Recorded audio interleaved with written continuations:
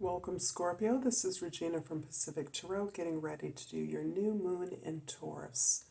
There are 5 planets in Taurus. As of today or tomorrow, Jupiter is moving into Taurus, creating that stellium. But the remaining planets, with the exception of Pluto, are all in water signs. So we have this beautiful, powerful feminine energy that is helping us to ground into our material structures, our consistent routines and habits, the discipline that's required to motivate you towards your desires and your goals. Let's get started with your overall energy, Scorpio. We have the Four of Swords.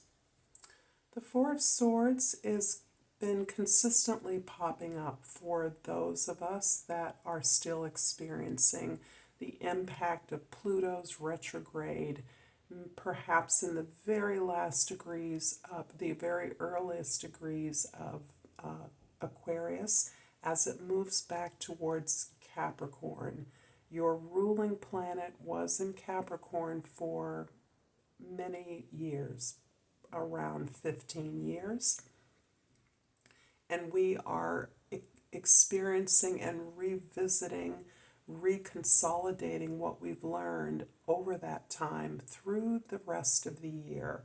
It will move back into Aquarius in early 2024. So this card is very much about taking the opportunity to sum up, summarize, understand clearly, to reevaluate all that we've learned over the pandemic and before, over these many years, ways in which we have released our allegiance, our commitment to patterns that no longer serve us. The energy of the new moon in Taurus is specific to your partnerships, your significant others. And not only does this refer to people, but it refers to your goals, the things that are important to you. And you have really come to not only appreciate the patterns in your relationships, the patterns in your process of achievement, but you've come to apply the understandings to a new practice of being intentional about what it is you want, understanding that your thoughts create your reality. And here you are in a mode of appreciation, of gratitude for the lessons, the gifts that you have been witness to, that you've engaged in, so that you are creating this new spiritual foundation for your truth, for the ongoing participation and elevation of your truth, and ongoing appreciation of the relevance of what you've experienced. This is you staying stepped back so that you can recognize how much you've grown, how much you've progressed over this time period. The card for the moon is the Six of Wands, and this is indicating that despite the sense of being in a kind of retreat, a kind of stepping back position, you are experiencing victories. You are achieving and receiving the recognition, particularly from your peers, that is important to you. Your work as part of a team amongst a community of members has been recognized as creating successes, far from winning the war, and sorry for the metaphor, but you have reached a critical plateau of successes. You are indeed battled and bruised, as the Four of Swords is actually indicating, similarly as this knight in the sarcophagi is actually represents the battle that you have withstood coming back from the Crusades. This is what the Crusaders would do in revisiting the family chapel. So you are in a space of gratitude, but you are in a understanding that you have triumphed at one level of the war, the battle, and you are, despite being battled and bruised, successful in a way that elevates you in the eyes of your peers. And that is what is significant about this victory, these rewards, is the recognition that you're receiving. And in the position of the sun, the Ace of Swords. This is all about the revelations that you're experiencing. I would link this specifically to Pluto's transit, brief transit into Aquarius, where it may still be, even as it's retrograding back into Capricorn. The Ace of Swords for all of us, for the entire world, gave us a glimpse of the possibilities of our movement, our change, our elevation, moving into a new age. And of course, it's famously and obviously linked to technology, but there is far more that this ability to communicate at a new level is bringing in for us. And you are attempting to grasp the significance of this global shift that we're experiencing as you continue to reconsider the phenomenal lessons of the collective unconscious, which is what Pluto represents in any sign, but its passage through Capricorn has been particularly significant in terms of the world order, the significance of our traditional organizations, conventions, institutions, structures of government around the powerful. This is an indication of where that power comes from within you. In the present, we have the Moon card. The Moon card is very much about the waters. It's about your past, your emotions, the emotional charge of your experiences, the things that are not obvious, that are not visible, but nevertheless reside within us and without us. So the moon is the celestial body that regulates the waters. Women certainly are in tune with this on a regular basis, but the whole world resonates to the movements and phases of the moon. And this is so for us as individuals. Your life experiences, other lives, the lives of other people who may be influencing you, may be allied with you, may be trying to connect with you, or you them. This is very much about ancestry and our appreciation and advanced knowledge of where we come from and what we knew when we came here. Certainly, it's about connecting with what they know.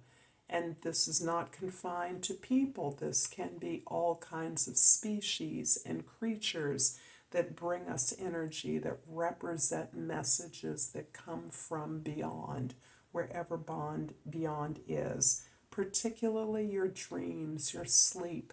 This is a rich time for you to open consciously the gates of communication with these other invisible forces.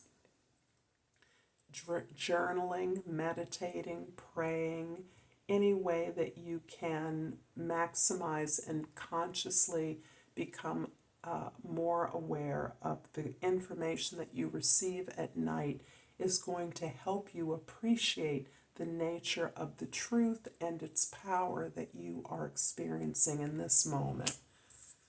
In the past, the Knight of Swords is indicating, again, your ability and desire to communicate, to explore, to share information, to pursue your truth in new and less comfortable, less familiar settings. This is you being deeply engaged in negotiations, discussions, a discourse, bringing information to that, regulating it for the purpose of exploring objective truths. articulating truths that may be subjective but that need to be communicated. This is impacting the way you're communicating and what you're communicating. So again, this is a rich time for you creators, those of you that are writers, that are speakers, that are making presentations, that are communicating sheerly for the purpose of networking, getting to know people, expanding your circle. In the future, the Page of Swords. Wow. So you are in many ways opening up to learning something new, engaging in a new discussion. This may mean a shift away from the more concrete, less concrete expression of your knowledge, your curiosity, your search for information, your research, and maybe grounding you, as is significant with this Taurus lunation, all these planets in Taurus, that you're looking at how to build these structures, how to be consistent with your routines, your discipline, so that you are anchored deeply in the concrete ways that you motivate yourself and you achieve your desires and your dreams. I'm going to clarify the Moon card in your present with the Page of Cups and the Six of Pentacles. Second six, second page. So through this process of evaluating your thoughts and ideas, of really witnessing your experiences and your response to your experiences, you are also opening up your heart. You are also giving yourself permission to have feelings, to have gentle feelings, to allow feelings that may be unfamiliar to you, that you ordinarily keep tightly sealed, to emerge, to forgive yourself for the ways in which you may have participated in relationships in a way that was not balanced, that was not fair. And there's information that's coming to me about your lack of clarity, perhaps historically, in relationships in terms of what you want.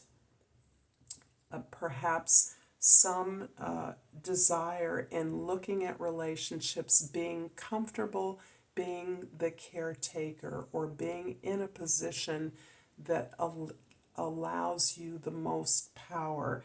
And some of that may be in not appearing vulnerable, not appearing in need of anything from others, and how this may have tilted your relationships in a way that has deprived others of your honest interaction, but also deprived you of the love, attention, and the moments of vulnerability which we all crave, we all need for growth. So this shows you, in many ways, opening yourself up to a kind of vulnerability in articulating what it is you need in relationships. And this is a huge step for you as you are similarly experiencing this kind of recognition from your peers and within your relationships, where you are accepting the ups and downs of your relationships and persevering nevertheless in terms of equity. You are further deepening that desire for relationships by allowing yourself to be vulnerable. And that vulnerability means taking a risk to say what you want. I'm going to pull a crystal oracle and hope that this reading is resonating for you, Scorpio. Please like and subscribe to my channel, Pacific Tarot. And I appreciate all of the comments and information that you give me. So this is flipped out. And the card is called Heliodor. The key word is confidence. I am confident in all that I do. And I'm also going to pull a hummingbird oracle for our beautiful spring in the Northern Hemisphere. And what flipped? Float in stillness. Meditation is the key to filling up with the joyous nectar of life. Thank you so much for this beautiful reading, Scorpio. Until next time, Namaste.